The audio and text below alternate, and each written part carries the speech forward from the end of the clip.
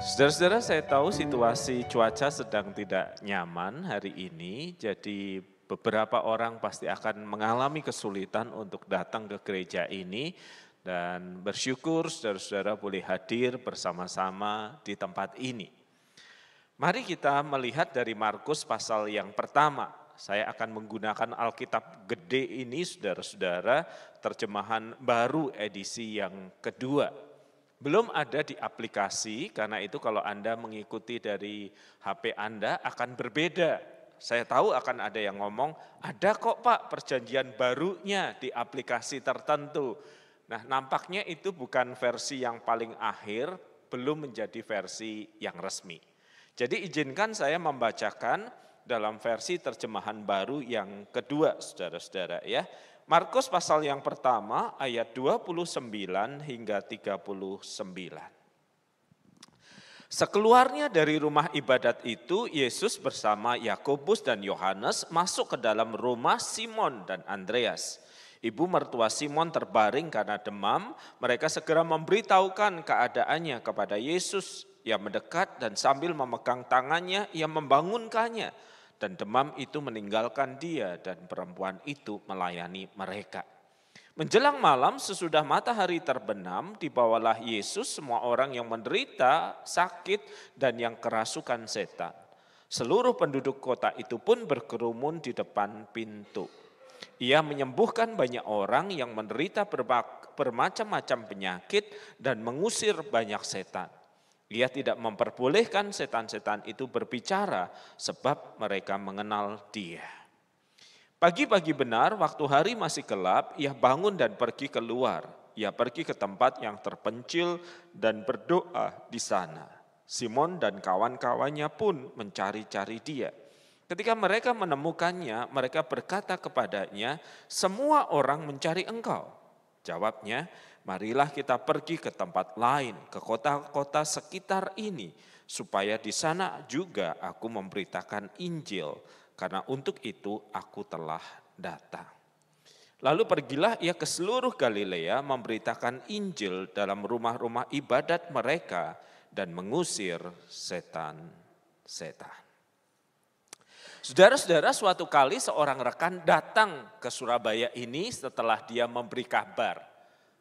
"Kak, aku mau liburan di Surabaya. Kita bisa sambil ngopi-ngopi, ngobrol-ngobrol ya Kak ya. Kalau waktunya cocok." Maka orang itu kemudian datang dan kami bertemu saudara-saudara di kafe tertentu di Surabaya.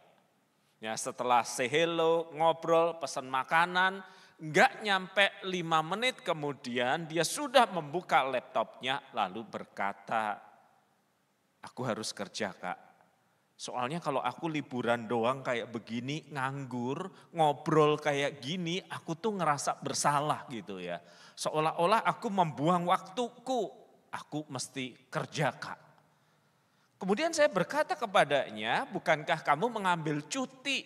Cuti itu kesempatan untuk beristirahat. Apakah bosmu menghubungi kamu? Apakah rekan kerjamu menghubungi kamu?" "Enggak Kak, cuman saya enggak nyaman kalau saya enggak kerja." Jadi kami duduk di kafe yang sama, ngobrol enggak nyampe 10 menit, dia buka laptopnya bekerja, dan saya pun akhirnya juga melakukan hal yang sama. Kamu kerja, kita kerja di masa liburanmu. Saudara-saudara, ada istilah teknis untuk menggambarkan orang-orang yang seperti ini.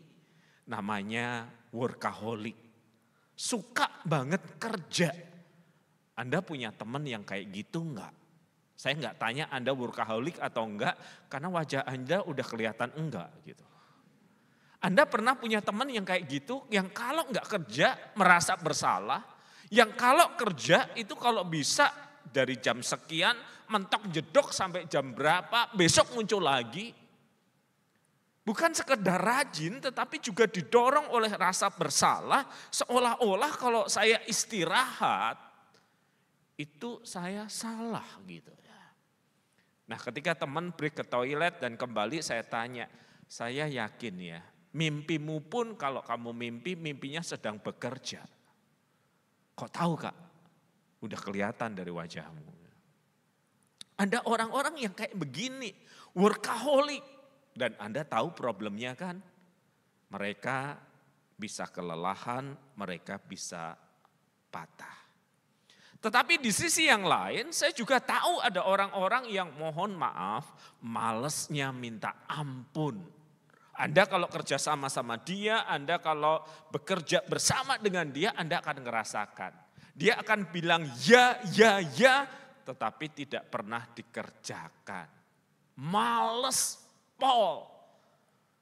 Nah kalau yang ini saya tega nanya, apakah Anda orang yang seperti itu? Atau Anda punya teman yang seperti itu? Jadi ini ekstrim sebaliknya dari seorang workaholic ya. Dia betul-betul males. Enggak punya daya juang, enggak punya keinginan untuk melakukan apapun. Dan saya seringkali dipanggil untuk menasehati orang-orang seperti ini. Orang tuanya yang cemas dan berkata, Pak anakku itu males loh Pak. Bahkan kalau bernafas itu membutuhkan upaya tidak otomatis. Barangkali dia sudah tidak bernafas.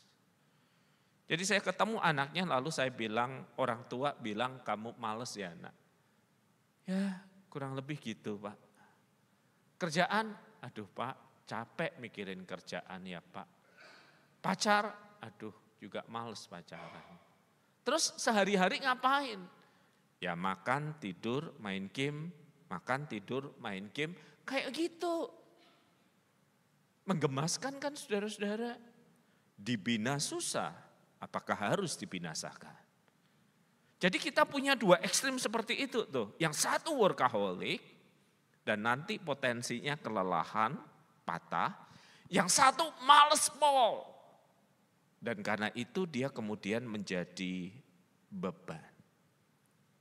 Di zaman Now ada varian yang ketiga. Suatu kali saya mengendarai mobil dengan kecepatan pelan di perumahan tertentu di Surabaya Timur. Nah saya sudah berada di jalan yang benar. Ya hamba Tuhan sih ya.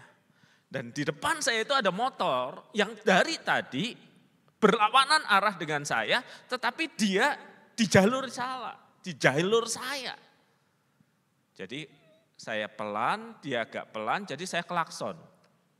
Tin, maksudnya itu supaya dia kembali ke jalan yang benar gitu. Ya kan? Enggak ngerespon, saya mainkan lampu, selap-selap. Enggak merespon. Dan saya lihat dia satu pegang setir motor, satu nunduk ke bawah, dugaan saya main HP. Multitasking kan. Nah ketika sudah makin mendekat itu saya kurangi kecepatan. Soalnya kalau enggak saya kurangi kecepatan, dia bukan hanya pindah jalur, bisa pindah alam. Jadi saya kurangi kecepatan dan bahkan sampai berhenti, itu masih terus saya klakson. Dia tahu-tahu kaget dan nutul mobil saya. Lalu saya turun. Kenapa Mas? Maaf Pak, saya enggak konsentrasi, saya sambil baca email. Gila ya orang Indonesia ya naik motor sambil baca email. Kenapa enggak sekalian ngedit konten gitu loh. Orang selalu merasa bahwa dirinya itu bisa multitasking. Padahal multitasking yang seperti itu ternyata menunjukkan bahwa kita ini enggak bisa. Dan kalaupun bisa, Anda akan berada di dalam kelelahan yang tidak kunjung usai. Ngobrol sama teman sambil chatting sama orang lain. Pacaran tetapi HP-nya enggak diletakkan sambil ngobrol dengan yang lain. Nonton TikTok dan yang lainnya. Harusnya waktu tidur itu pun masih pakai media sosial. Harusnya ke belakang 5 menit selesai. Masih bawa HP 50 menit enggak selesai. Kalau ada colokannya itu sampai Tuhan datang juga enggak selesai di kamar mandi. Jadi selalu ada godaan di dalam hidup kita untuk multitasking, workaholic, atau males nggak ngelakuin apa-apa. Dan 3 hal ini adalah pola yang tidak seimbang ketika kita menjalani hidup ini. Nah bacaan kita bercerita tentang kehidupan Tuhan Yesus. Salah satu ciri khas dari Markus adalah dia tertarik untuk memotret Yesus sebagai sosok yang melakukan mujizat. Dan dari awal pelayanannya, Markus tidak pernah menggambarkan kelahiran Yesus, bagaimana Yesus umur 12 tahun, tidak. Yesus langsung muncul memanggil murid pertama, perhatikan ini aksi atau tindakan, di dalam rumah ibadat, mengusir setan di dalam rumah ibadat, dan di bagian yang kita baca melakukan penyembuhan. Jadi tiap Injil itu punya fokusnya yang berbeda-beda dan Markus ini menggambarkan Yesus sebagai pembuat mujizat, pengusir setan yang pasti kalau pakai zaman bahasa sekarang ngomongnya viral, yang orang menantikan kehadirannya dan orang menunggu dia. Dan itu digambarkan dalam kisah tadi kan segera sesudah menyembuhkan ibu mertua Simon yang sakit demam, ayat 32 mengatakan menjelang malam sesudah matahari terbenam, anggap saja pukul 6 kalau di Indonesia, dibawalah Yesus semua orang yang menderita sakit dan kerasukan setan. Seluruh penduduk kota itu berkerumun depan pintu, Anda bisa bayangkan gitu ya. Kayak muncul seorang tokoh yang luar biasa dan semua ada di situ membawa orang sakit, orang kerasukan. Dan Alkitab mengatakan Yesus sang membuat mujizat itu menyembuhkan berbagai macam penyakit dan mengusir setan. Ada gambaran untuk aktivitas yang kontinu, keras, bekerja keras, melayani sepenuh hati. Nah Anda bayangin ya. Kalau Anda adalah Tuhan Yesus dan seluruh kota datang kepada Anda dari matahari terbenam jam 6, apa yang akan Anda lakukan? Kemungkinan Anda enggak tega walaupun sudah jam 12 malam, Anda akan bilang gini, udah biarin deh mereka datang, enggak apa-apa, terus aja, toh saya bisa menyembuhkan, toh saya bisa mengusir setan, terus aja. Dan bisa jadi maraton, enggak selesai tuh, dari jam 6 sore, tengah malam sampai besok paginya. Tetapi Yesus juga bukan sosok workaholic seperti itu. Dari mana kita tahu? Perhatikan ayat 35.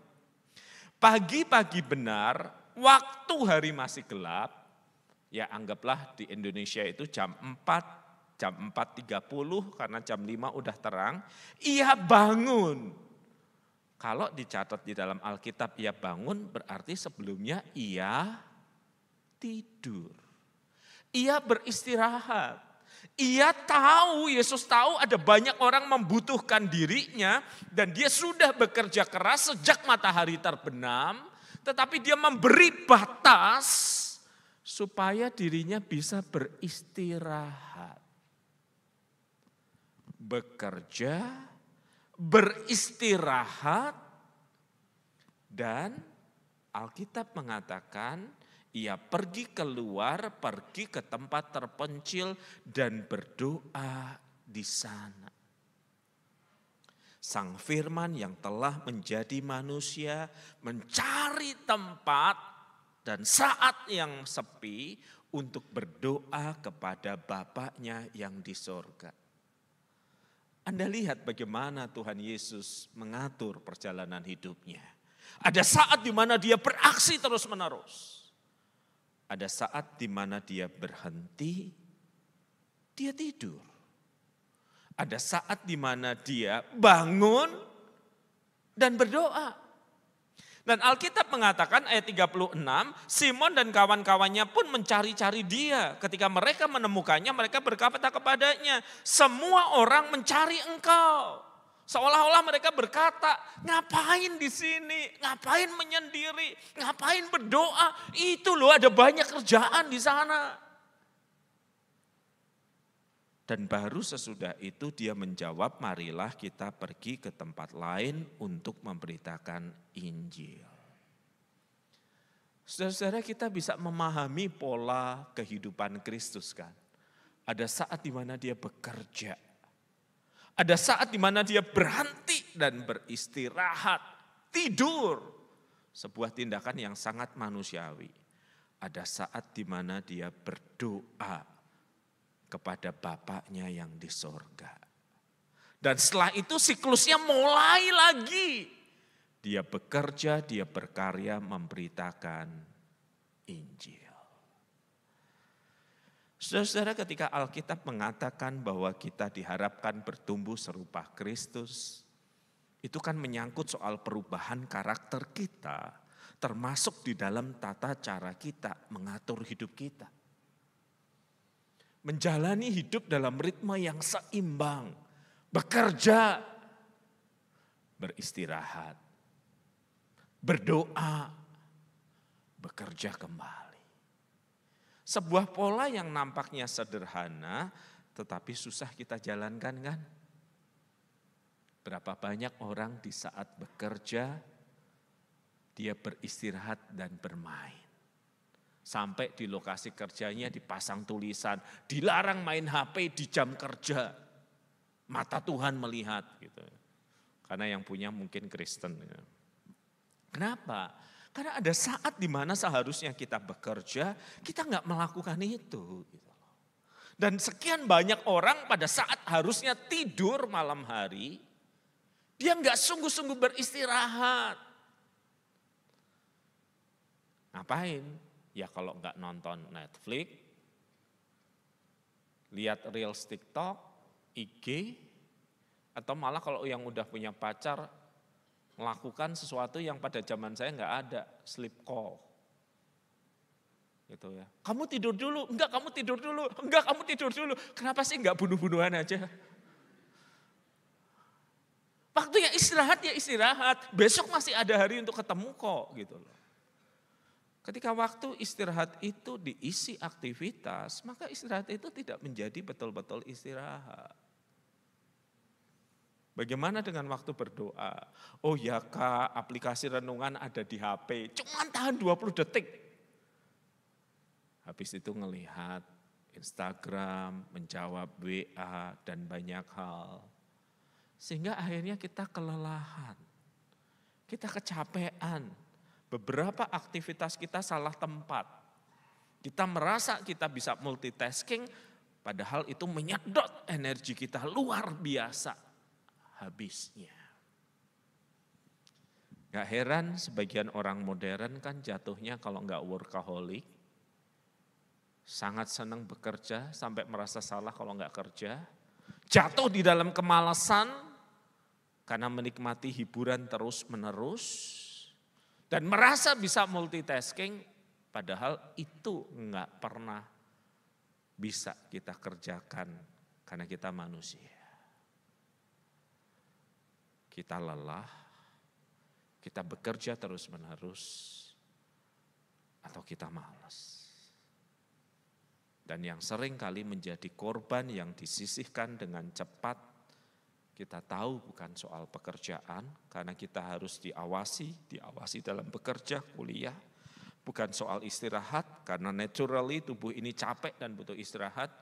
Tetapi yang jadi korban adalah hidup spiritual kita. Kita nggak sempat lagi berdiam diri dan berdoa. Saudara, mari kita lihat sebuah pola hidup yang sederhana. Sebuah liturgi, urutan menjalani kehidupan seperti Kristus. Ada waktu untuk bekerja, sekolah, lakukanlah sepenuh hati. Ada waktu untuk istirahat, tidur, lakukanlah. Ada waktu untuk berdoa, mencari hikmat dan kekuatan dari yang di atas. Kerjakanlah. Ketika kita berjuang untuk mengikuti pola yang Yesus teladankan kepada kita, percayalah, hidup kita utuh, hidup kita penuh, dan kita ada di dalam kehendaknya. Semoga Tuhan menolong kita. Mari kita berdoa. Di dalam dunia modern ini, kami seolah-olah bisa terjebak dalam beberapa ekstrim tertentu. Ada yang suka sekali bekerja, workaholic, akhirnya kelelahan dan patah. Ada yang menjadi malas dan menghibur diri dengan begitu banyak hiburan dan hidupnya tidak produktif apa-apa. Ada yang merasa bisa multitasking tetapi enggak ada yang beres. Semua menyedot energi kami habis-habisan. Kami kelelahan. Dan kami bersyukur lewat pembacaan firman yang sederhana. Kami mengerti apa yang Kau lakukan di dunia ya Kristus. Ada saat di mana Engkau bekerja dan Kau melakukannya dengan intensitas tinggi. Ada saat di mana Engkau memberi istirahat bagi tubuh jasmanimu. Dan ada saat di mana Engkau berdoa. Dan akhirnya kembali berkarya. Dan biarlah teladan hidupmu menolong kami untuk menata kehidupan kami. Hidup seturut dengan kehendak-Mu. Bukan hanya karakter hidup kami yang diubah serupa Kristus, tetapi juga cara kami menjalani hari-hari yang ada. Di dalam nama-Mu kami berdoa.